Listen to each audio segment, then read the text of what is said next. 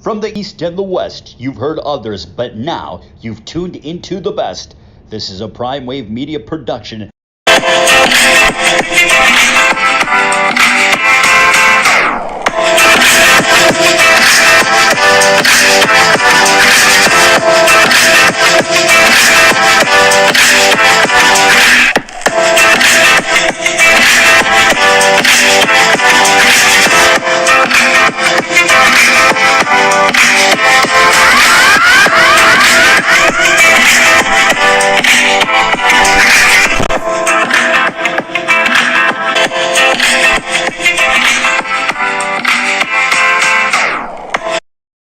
What's up, world? It's the one and only Pop DBICB Primetime Capper, and it is the premier sports betting show, the Primetime Angles Live. And I'm feeling good. I'm feeling great. We got a lot of things going on in the NFL, the NBA, and man, it's a good day today because I have ourselves a special guest as well too.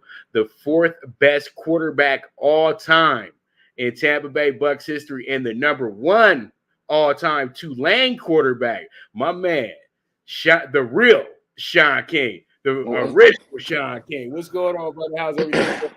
Hey, blessings, man. Blessings. Enjoying Las Vegas, man. Moved out here in August. Man, what a city. Man, and you know what? He's smiling really hard and everything like that. So it is good to him. It's always like that. It's the honeymoon phase. So it's all good. So pretty much how's everything going with the new show and everything with VSiN? It's going great. I'm on from 7 to 10 Pacific time, Monday through Friday.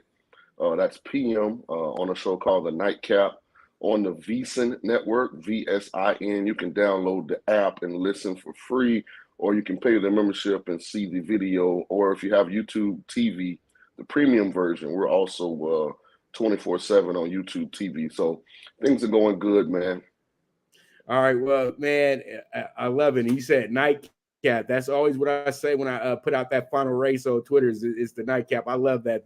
That's the name of that show. Real quick, let's get into Sean Payton real fast. Leaving New Orleans kind of abruptly, but most of us knew about a month ago that this thing might be ending very soon because when does he have to come back to next season? You know what I mean? So, what are your thoughts on that? Well, we've been hearing about this, for the last couple of years. It's kind of quietly popped up in certain circles that Sean Payton might be, thinking about stepping down. I don't know if that's for good. I'm not exactly sure the rules around if he wanted to coach somewhere else. I don't know if that future team would have to give up compensation. I don't know the length of period, but on the surface, it seems like he's leaving a really bad situation. New Orleans has one of the worst salary cap situations in the NFL for next year. And that's amazing because they're not paying, a Drew Brees, Aaron Rodgers, Patrick Mahomes type number to the quarterback. So, add the fact in, they don't have cap room. They don't have a quarterback currently. I think Deshaun thinks can get them where they need to go. This makes a lot of sense. If New Orleans is going to be, a team that's going to take 2-3 years to rebuild, I'm sure Shaun is not interested in that. Depending on the compensation, Pop, be aware that Jerry Jones has always wanted Sean Payton to be the head coach of the Dallas Cowboys. And I'm sure with that roster, Jerry would be willing to send back whatever was necessary to make Sean Payton the next head coach of the Cowboys. Hey, you know what? And that's what I'm hearing as well, too. And it's kind of making a little bit of sense after you saw what McCarthy did in the playoff game and everything like that. But let me go ahead and throw another name in the hat, the Raiders, because, Al Davis he really loved him some Sean Payton, but he wanted to hire Sean Payton, but he thought, okay, you're a little bit too young. I want the Shanahan situation again. Let's take your time, get some seasoning, and then New Orleans scooped him up. But I totally agree with you because he was the coach in waiting over in Dallas when Parcells was there, but he got a little eager and jumped on the New Orleans situation. So I think that marriage is inevitable in a sense. You know what I mean? Do we do it now or do we give McCarthy another chance because we invite him over to the ranch for dinner every Thursday? You know what I mean? That's the idea that I think that Jerry and Steph got right now. The interesting thing for Shaun will be, how much risk is he willing to assume?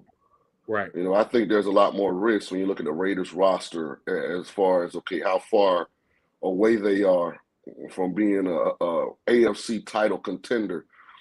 Plus you take into the fact coming to the Raiders means that you're now going to have to go through Mahomes, Josh Allen, Joe Burrow every year to hoist the Lombardi, whereas the NFC, especially whenever Brady decides to step down, it's definitely not as quarterback heavy at the top, especially considering that Aaron Rodgers, as good as he is, doesn't seem to be able to get Green Bay over the hump.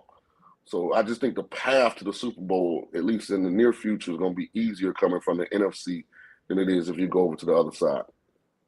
I totally agree on that. So since that was breaking news, let's go ahead and get into the topic I really had in place for us to start off the show. And it actually has to do with your Buccaneers as well, too. I see that we have a lot of things going on with the Bucs, behind the scenes and everything like that. We had AB kind of have a meltdown there a little bit. And, what will be the next move for the Bucs after the playoff loss? Well, I just think it all revolves around Tom Brady. And, if you could write your NFL script, I don't think Hollywood could come up with a better career, than what Brady's had. Like if they were doing like an all-star quarterback and Tom Brady had never happened and they made a fictional movie with Tom Brady as quarterback, people wouldn't even believe it. They'd be like, ain't no way. Anybody winning 7 championships. Get out of here. Ain't nobody throwing 5,300 yards and 45 touchdowns when they're 44 years old. Like, what he's done is like Hollywood-esque. And I made the reference to he did it his way because if he decides to walk away, it's not like the Drew Brees or Peyton Manning or Big Ben situation where, you watched them play and you felt bad. Like, damn, dog, that era over. Like, that's done. Like, Brady coming off of balling. And so if he walked away, it really would be because he legitimately wants to pursue other things outside the game of football, whether that's being a more present as a dad, whether that's business ventures, whether that's transitioning into the broadcast booth. Because trust me, no one's job is safe if Brady decides to go in the media. Not Romo, not anyone on Monday Night Football. Like if Brady calls and says, I want that spot, he's getting it. So he'll have a lot of options. Hopefully he comes back, because I'm a diehard Bucs fan, lifelong, St. Petersburg, born and raised, Bay Area where I grew up. So, I hope he comes back because I think they have another good run in them. The disappointing thing was they didn't really get to defend their championship because of all the injuries. The team that the Rams beat wasn't the Bucs team that started the year, especially offensively. No Chris Godwin, no Antonio Brown. Now, granted, he opted out, but no Tristan Wirfs, no Ronald Jones. There's multiple guys that played key roles that weren't available. Agreed. And, hey, just sometimes it's just that time. It's always tough to get that back-to-back Super Bowl, and it's really tough to even get to the Super Bowl on the back-to-back as well, too. So pretty much other than Brady, what do you think about the coaching situation? We had, I think that BA was a little bit I know you're old school, I'm old school, but we're in a new time now, and a lot of things people are kind of sensitive about. And I thought that was a little unnecessary what he did with the DB and everything like that, especially when he beat a team 31-0 and everything. I know he didn't want to get a penalty at that moment in time, but it wasn't like it was going to change the outcome of the game. But I understand it was kind of like a college coach move in a sense, a high school coach move in a sense. And I think that with grown men, you just can't do stuff like that. This is why Urban Meyer lost his job, because he was talking to grown men like they were children. So, what are your thoughts on that? Well, I don't have an issue with it, man, because that's the culture that exists in Tampa. And hats off to Bruce Arians and the Bucs organization for creating that culture. The one thing that was kind of prevalent, if you look at all the post-game interviews from the Bucs players, they were sad because they knew that particular locker room and that particular team would never be together again as a unit. And they all talked about how close that unit was and how much respect everyone had for each other. And when you have that kind of culture, coaches can coach hard. And, I'm 44, so I grew up with that being the norm, and I don't have a problem with that. Like, I try not to be hypocritical, because I'm more of an old school guy.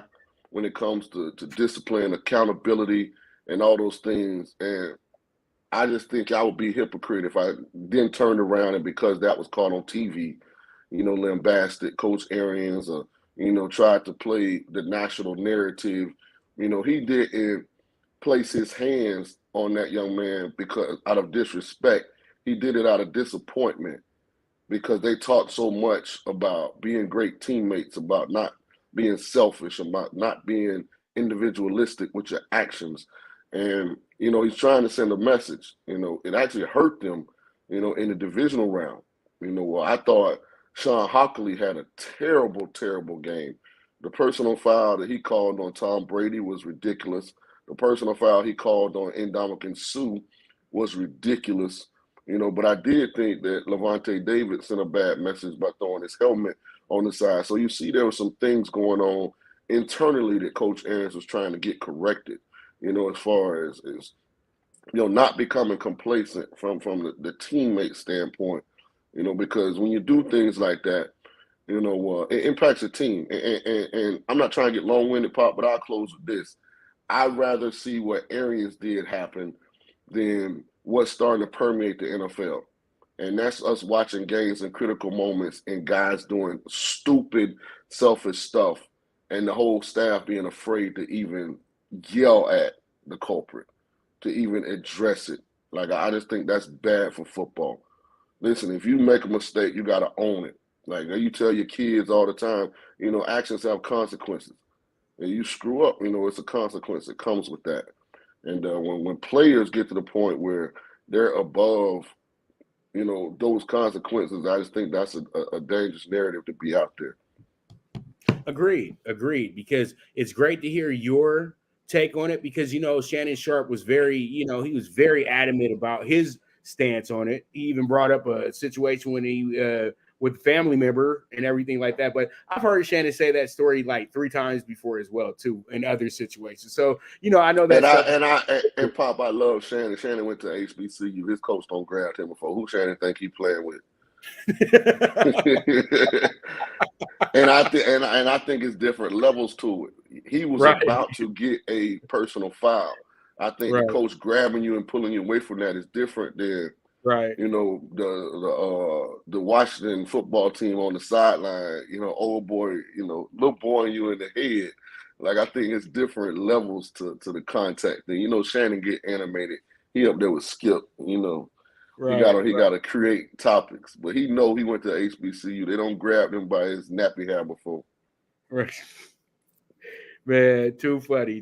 But I just had to throw that in there because I know Shannon was going crazy about it the last week and everything. But that's a great take on it. And I know a lot of people agree with your take on this as well, too. And I respect that very much. And it does make a whole lot of sense and everything like that. And you know what? These guys are used to coaches yelling in their face and everything like that. So everybody got to kind of just relax a little bit and let the football guys do the football things. You know what I mean? Let's not change with the spirit of the game. You know what I mean? And Pop, and watch this. You're a grown man, right? You're a professional. Right. If you're so grown and so professional, then why am I having to yell at you for something that has nothing to do with your ability to actually do your job? Right. Like, if you're so grown, then control your emotions. Don't do something stupid that's going to cost the team. That same level of, accountability that you're going to put towards me because I'm grabbing you to try and prevent you from doing something stupid, have that same level of accountability towards your own actions from the beginning, and it won't be necessary. It wasn't like he grabbed him because he dropped the ball or because he got burnt, on a pass. It was because he was about to do something stupid and get a personal foul. Hey, I agree, man. Hey, beautiful stuff, man. Now let's get into that AFC Championship game. I know that's the buzz this week in Vegas and everything like that. The line's moving like the stock exchange and everything. And from what I see here, you got a young, precocious Cincinnati team. We've seen this movie before. And then you got the old guard. Well, the old new guard. It's pretty much, you know what I mean? Now it's the Chiefs show. It was about the Patriots the last 20 some odd years, but now it's everything goes through Arrowhead. So pretty much they have to go to their house and they got to go in there and they got to whoop them. They got to beat them up. because that's the only way that they're going to be able to beat the Chiefs, because they can't have a close game with the Chiefs at all. But I'm going to be that honest with you. I think that the Chiefs are not the Chiefs, but the Bengals are a bit early. Okay, they kind of left out in the first round, only scored 6 points in the second half. They only won because of the inability for the Raiders to score touchdowns in the red zone. They were kicking field goals. And then they played against the Titans last week. They won on circumstance. You know what I mean? Because there were some bad play calls by Vrabel. And you know what? There was some bad decision-making by Tannehill as well, too. And then you still got a Derrick Henry that was not all the way revved back up yet. You know, the guy's coming off of a foot surgery that was supposed to end the season for real. He's really supposed to be out, 8 to 12 weeks before he's even thinking about football. So pretty much he came back a little bit too soon as well, too. So pretty much I'm not giving these teams excuses, but the Bengals did everything right and they did everything wrong. You know what I mean? So that's where, and so that's why I say they got here from circumstance. You got a team that absolutely wiped the floor with Big Ben and the Steelers on the last ride for Big Ben. Then they go into this game, into the greatest game I've ever seen in my life, period, on TV, because I was at the greatest game ever. That was the Chiefs and the Rams. I was there live. So pretty much when you get down to this one right here,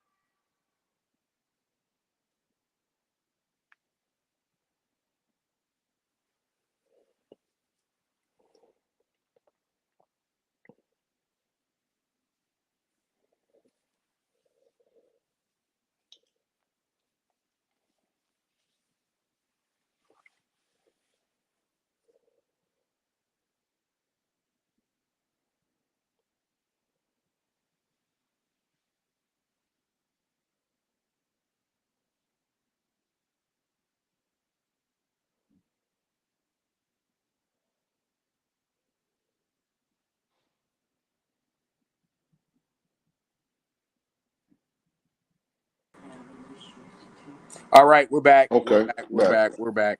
Sorry about that, but like I was that's all saying, right. though, pretty much I would say that this was a absolutely gem of a game.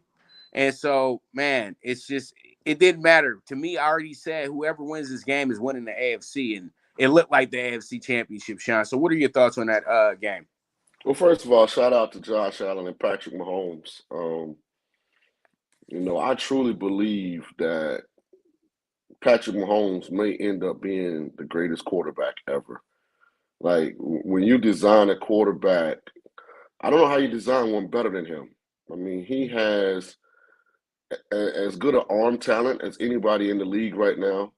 He's definitely the most creative from a arm angle and slot standpoint, ability to locate the ball accurately and with velocity from a traditional over the top, from three quarters, from sideways. I mean, he does things with the football that's just, amazing. Adding to that, he has a Peyton Manning, Tom Brady level football IQ. Like his ability from a pre-snap standpoint, from a blitz recognition standpoint, from a coverage dissection standpoint, are all Hall of Fame elite off the charts.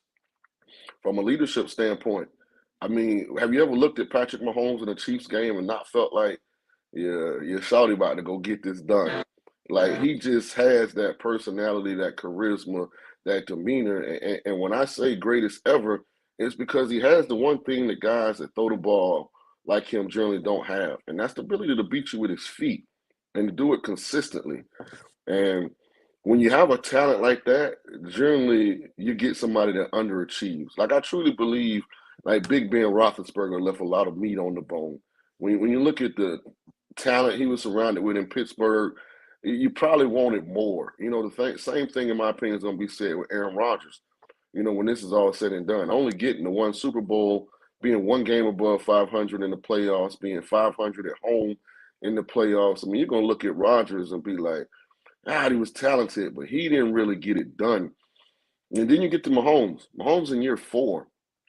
He's been to AFC Championship game his first 3 years in the league. He's been to Super Bowl the last 2 years. If they get this game in his first 4 years in the league, Pop, he's going to be in 3 Super Bowls. Like, that's unheard of in this league. And, he's on a career path to really, really, change how this position is viewed. Having said that, the guy across from him now, he's not a couch potato. I mean, Joe Burrow is a cold-blooded killer. Like, I've never been as impressed. And people forget Joe Burrow's in his second year in the league. Like, the game of football at the quarterback position is so much easier now than it is when I played or when the guys before me played, Elway and Marino, those guys. Man, back then you could get hit.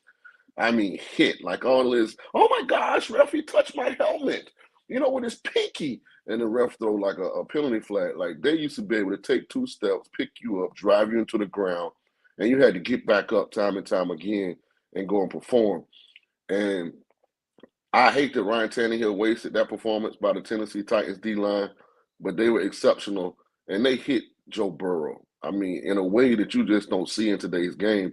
And he got up time and time again. And when his team needed him, he made the throws he had to make. And I just don't think you can count a team out that has that kind of quarterback play. So I know I'm long-winded a little bit. When you look at what the Bengals' major weakness is, what is it? It's the offensive line, pass protection. But the Chiefs can't really rush the quarterback. They're not Tennessee. They're not great at getting pressure on the QB. So I think when you look at what Joe Burrow did, in the regular season game against Kansas City. I don't have the stats in front of me, but I think he was 30 or 39 for 448 and 4 touchdowns. I can see a scenario where that repeats itself. So from a side standpoint, I think 7 points might be a little too much for Kansas City, but I do love the over in this game. The over actually opened at 51, Pop. It's up to 54.5 already. And so if I'm going to play this game, I'm playing the over. I got you, and I think that's the right play as well, too, even though the Bengals haven't scored over 30 yet, but still, I think that's the right play because because the thing is the Chiefs defense was bad in the first half of the season. They were bad the last 2 weeks of the season. And I understand they kind of took a step back so they wouldn't get anybody hurt going into the playoffs. Then Matthew gets hurt on the back end, and they absolutely got cooked by Gabe Davis. So pretty much and let's look at how Honey Badger gets hurt. Right. Like how you turn down a tackle on the quarterback. Like it's 4th down. Buffalo's going for it. They're going QB run. Honey Badger's the unblocked player. He's got his head looking at the ground. Like he's basically trying not to hit Josh Allen. And he does such a bad job at trying to make the tackle that it's his defensive lineman that ends up hitting him in the head. Like, I'm so sick of these defensive backs in the NFL with these poor tackling. Like, I'm just telling you, 38 played as bad a game as I've seen a DB play in a long time in Kansas City. The kid from La Tech, I mean, he was awful. I mean, he just was bad. I think the national media has to start holding these guys accountable, man. Part of playing football, it's a violent physical game, is being able to tackle. Like, I can't tell you how many defensive backs, whether it be safeties or cornerbacks, and just keep your eye on it. Make it something, that you kind of watch, in your prism as you're watching the game. It's ridiculous how many times these guys are turning down contact. How many times the guys on the sideline, instead of pushing him out, they kind of just run by and tag him off, and he picks up 6 more yards. Right? Like it's really ridiculous what's going on. Man, hey, you know who highlighted this in his book? You ever read Jim Brown's autobiography, his first one? Mm-mm. Look, he said that about Franco Harris back in '82. He said this when Jim was a color analyst for CBS, and he said he saw him run out of bounds. He said, man, he could have got about 20 more yards if he'd have just ran. And then Franco Harris tried to hit him back with the, well, I'm just trying to put some more years on my career. But he was like already in year 12. Dog, come on. You know what I mean? I'm just trying to keep my career together. But he was in Seattle by that point. He wasn't playing for the Steelers, I think, at that time. So that always cracks me up because Jim Brown just did not understand that point. And then there was a thing that he got mad about with Bo. He said, how can you run off the field? And they said you just had a leg injury. Remember that game with Bo? They said apparently had a leg injury, but he ran off the field full sprint. Like, he said, Right. he ran off the field full sprint. And they said you got a leg injury. And he said, bro, I played with a torn ligament for 7 games in a season and still led the league in rushing. And we won a championship. Right.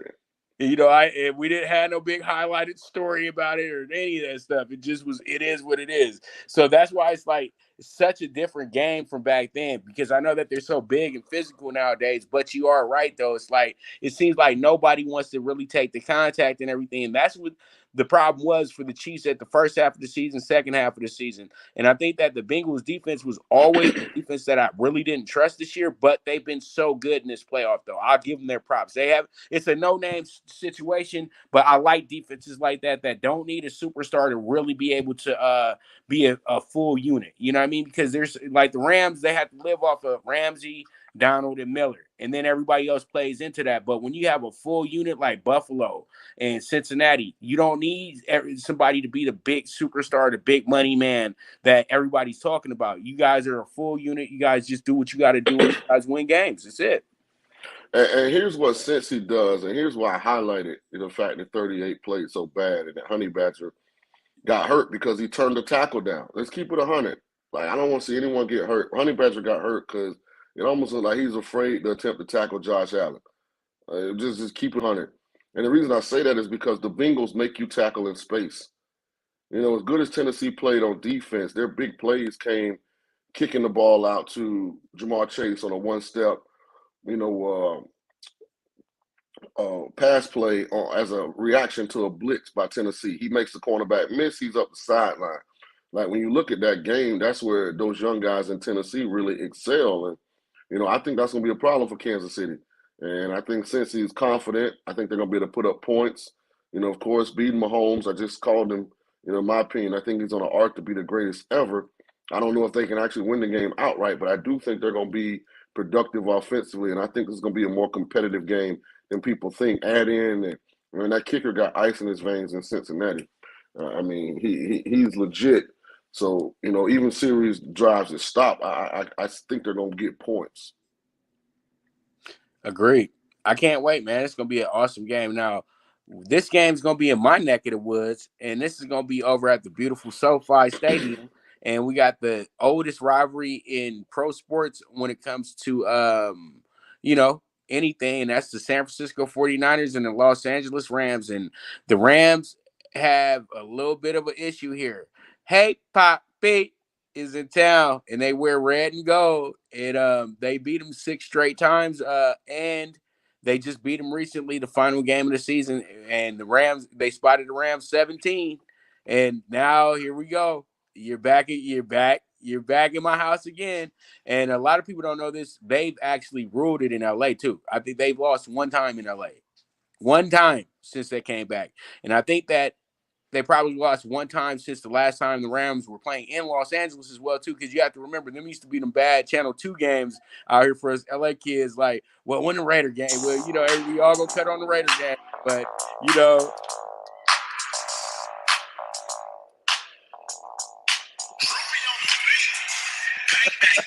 Bang, bang, Niner game. Bang, bang, Niner game. All my Niners fans that watch the show, they're going to love you for this. They all got Shaun probably got 1,000 new followers because of that. Hey, man, bang, bang, Niner game. I hope that Deebo Samuel and Trent Williams come out the locker room to that. You know how they come out with the dude holding the stereo? Right. Hey, I don't know if you've seen it. Oh, it's amazing. So you got to go see when they actually are leaving the locker room to come on the field to play the game for the first time. Like, Trent Williams and Deebo Samuel are in the front, and like they got a little white dude standing next to him. He got a speaker that's like bigger than he is. And right. Then everybody else is behind them, and they dancing and whatever the song is. So I hope they choose E40 and that bang bang Niner game. Bang, bang, night again. I hope they choose that this week because they own the Rams. 6-0 in the last 6 contests. And I got Rams fans here, and they all, oh, that's the regular season. I was like, okay. When a team has dominated you like that and they know what your kryptonite is and they have enough explosives to continually exploit it, I think you're the one that's going to have to play the game of your life. Like the 49ers know, hold on, all of this revolves around Trent Williams being healthy. Because I think he's going to be available, but I do think he tweaked the ankle or something in that Green Bay game. So, listen, Deebo Samuel, Eli Mitchell, they licking their lips. Like they feel like if you run the ball right at the Rams, you can exploit them. They're undersized, on that defensive front. Great pass rushers, but not sturdy, bulky bodies to defend the run. So, as long as Garoppolo, just manages the game and doesn't do anything to just gift wrap, the Rams points, I think the 49ers are so good around him that they can still win. Think about this at Green Bay. He was 11 of 17 for 100 and something yards, no touchdowns and an interception. Like San Francisco didn't score an offensive touchdown in Lambeau and they still won because of special teams and defense and just the championship mentality. I know they didn't win it, last time they got there versus the Chiefs, but, Trey Lance might be the only bad move I think Kyle Shanahan and John Lynch have made since they got to San Francisco. I have to agree. I think that they jumped the gun a little bit. They got excited that they got a top 5 pick, things like that. And they Pop, keep thinking about. Pop, remember they gave up 3 number 1s to move up to number 3. Right. That's why I think it was a bad move. And then they gave up picks for Jimmy G as well too. So that's where it's like, you don't want to keep mortgaging the future. This is where I have my issue at with the Rams. I follow the Rams extensively, Chargers as well too, since they're in my area and everything like that. And McVay, I think, is a great coach, but I think that he's a coach that's a bit spoiled right now. You know what I mean? You made Pops go ahead and spend all this extra money and do all these extra things, and he has to deliver. And you can't be up in there underachieving in this game like you've been underachieving in every single big game that you pretty much ever coached, in my opinion, to be honest with you. Because the thing is, yeah, you got to the Super Bowl, but when you did get to the Super Bowl, you overthought so much that you put your team in a bad place. And that's what happened in the last game in the 49ers as well, too. But, since the Niners come out to their anthem, the Rams get to come out to Live and Die in L.A. And, that song's a little bit more, has a little bit more classic sense to it. That wasn't but you got so if they come out to Live and Die in L.A., you got to put some context. It's going to be that time. You got to put some context on Live and Die in L.A. First of all, that song was done by a guy that's from the East Coast of the great state, of the great country of America. First of all, he was not a L.A. guy. The guy that did To Live and Die in L.A., okay? Tupac is not from L.A. E40 is from the Bay Area. He, breathes, eats, sleeps Bay Area, bang, bang, night again. That's a local artist turned national artist, platinum artist that's from there who went to high school, middle school, elementary school in the Bay, popping off. Matter of fact, the Rams weren't even in LA 4 years ago. They was in Missouri. So we're not letting you get away with that To Live and Die in LA. It's not happening. Okay, so I guess we stuck with the what you call it. I guess we stuck with my man Randy then. Yeah, they better play some Nelly or something. No. I love it. I love LA. That's what's gonna get played. But you know what? I love LA. It's just as good as that's the anthem that gets played every time we win a championship. So pretty much, I think it's gonna be a good game though. I think Matt Stafford, it has to be good. This was the joke that I said on Sunday. I know you probably saw it too. I said, how can you go full Schottenheimer for McVay and then you go full Detroit for Stafford and you guys still win the game? That's incredible to me. So I feel like since they went full on those guys last week, they should be good this week, man, coming into this game because there's a lot of motivation there's more motivation for the Rams here, Shaun. They're hosting the championship game. They win. They get to host the Super Bowl as well too. And this is exactly what McVay promised Big Daddy Kroenke. So they got to go with the plan. But I think San Francisco is going to be this is going to be their toughest game of the season. It's been their toughest game of the season all year. The 2 games that they played, and it's going to be their toughest game today. I mean, on Sunday. So it Right, is what it is at the end of the day. you're in the boxing, right? Of course, I cover boxing De- extensively. right. Deontay Wilder is probably never gonna get the credit he deserves. Like I think Deontay Wilder is one of the more talented, heavyweight champions that Agreed. we've had in a while. Limited in some areas, but when you look at the heavyweight champions over the years, most of them, were deficient in some area. You don't find Floyd Mayweather type fighters at that size. They generally can punch or they can move or, they're super tough, but very rarely did not have a weakness. But it just is one guy that he can't beat, and that's Tyson Fury. And it's not really a knock on Wilder. It's just, you know what? You happen to be born at the same time, but there was this dude that was just as big as you, that had a heart just as big as yours. He just was a little more skilled. And if y'all fought 5 times, I'm not sure that Wilder wins any of them. And I just think this Rams-Niners, the way they're currently construed, the Rams are Wilder. Good team, great names, talented, but they have a major deficiency, and the Niners know how to exploit that. And like I said, I think the Rams are the ones that have to go above and beyond anything they've ever done to win this game. Because I know what the Niners are bringing to the table. They're going to line up. They're going to run the ball down the Rams' throat. They're going to try and play action pass and get Brandon Ayuk and George Kittles, who actually George Kittles, wasn't, overly involved so far in the playoffs from an impact standpoint. So it's about time he had a huge game. And the Rams are going to have to prove that they can defend the run. And so far, they haven't done that. And what was crazy about the Tampa game was I thought Stafford actually played a rock-solid game. It was Cam Akers that fumbled twice and Cooper Kupp that fumbled, and the center snapped the ball. I don't know what the hell he was thinking about, but it was the others that kind of got on the stage. You've been saying that I can sing, and all of a sudden, somebody calls you up at Madison Square Garden and your voice cracking. It was the other guys I thought that weren't quite ready for prime time. So it'll be interesting from a mental standpoint. Where's Cam Akers? Does he run tentative after putting the ball on the ground 2 times? Because they need balance. If Bosa and those guys can pin their ears back and get pressure on Stafford, when Stafford has played bad, it's been because the other defensive line has really gotten after him, and he's made some mistakes. So I know the Rams are the favorite, but, I'm going to have to back the 49ers. It's the 3rd time they're going to be a road dog in these playoffs. They've obviously won both games outright. I'm going to stay with the hot hand. I just think, they're the team right now. They believe in each other. They play a physical brand of football, and I think that's the kryptonite for the Rams. All right. Well said, man.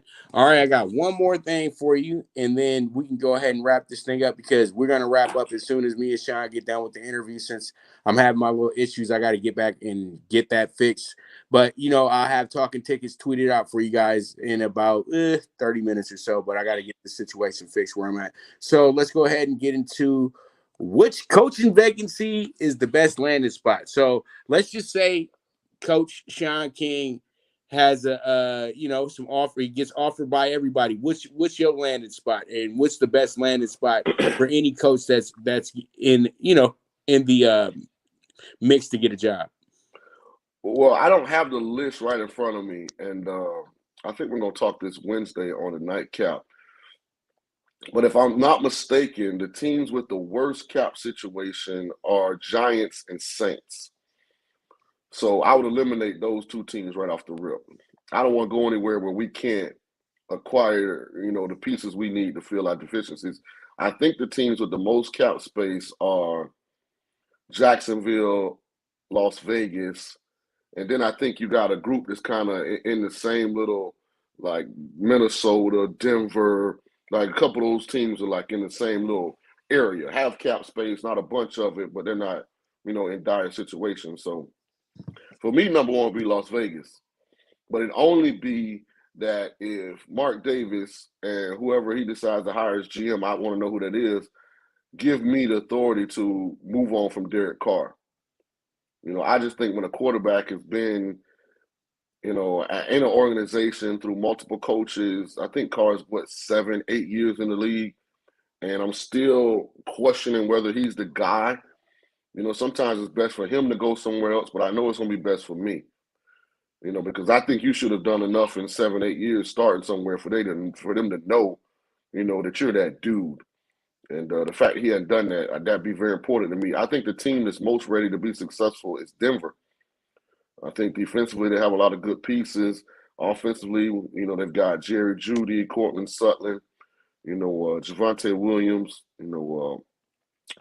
I can't think of the running back from Wisconsin that's there too, but they have some pieces there in Denver, but you got to find a quarterback. So, what's going on with Deshaun Watson? Where is he going to end up? Is he going to be available come free agency, the start of free agency? That's going to be huge, because he is not more than likely not going to require significant compensation.